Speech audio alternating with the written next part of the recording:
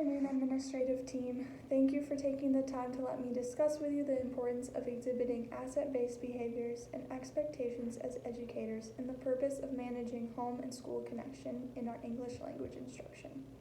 We first must acknowledge cultural and linguistic differences as assets and something to add to the classroom environment rather than deficiencies.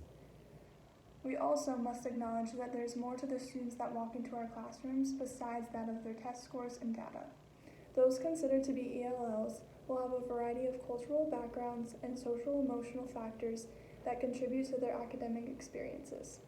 Making cultural connections, promoting self-awareness, and building on students' backgrounds is effective, culturally responsive teaching.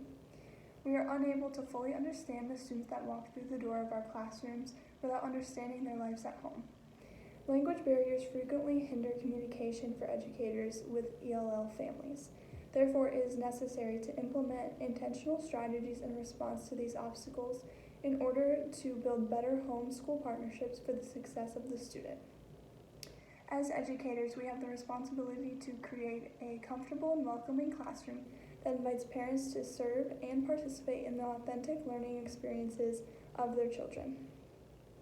To add to this, a research project established a support group and service called Family Literacy Nights, with the goal of students implementing the knowledge they obtained from the classroom into their homes, completing activities with their peers, parents, and teachers that are similar to the ones done in their classrooms, and for parents to create lists for supervising and learning at home.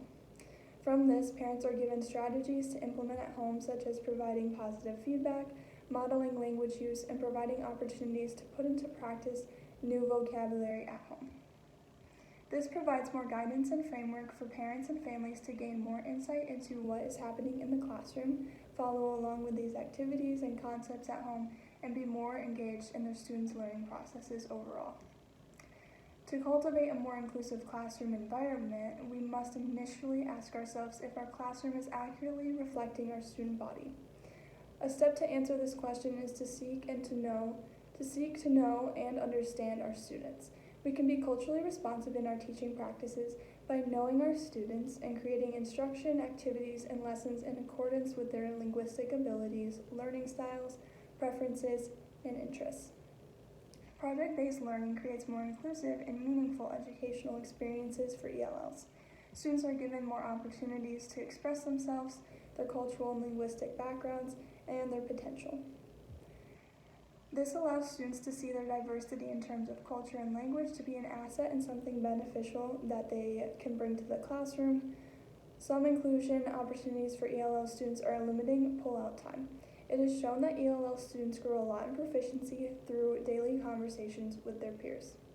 This is effective based on the idea that ELL students' classmates that are native English speakers can serve as an example for them to learn from and reflect on their own linguistic process, as well as they are able to feel a sense of belonging and purpose in their classroom as they build more connections and relationships with their classmates. There's a large correlation that we've been able to identify between home, family, community with a student's language learning. It is essential to visit families in their homes, if possible, to get a better idea of their norms and expectations when it comes to academics. This is intended for educators to learn more about the transmission of knowledge in the homes of ELL students and the academic and language goals that the family practices. Thank you again for a few minutes of your attention. I hope this was helpful in the recognition of home and school connections and in introducing some beneficial strategies to better serve our ELL students.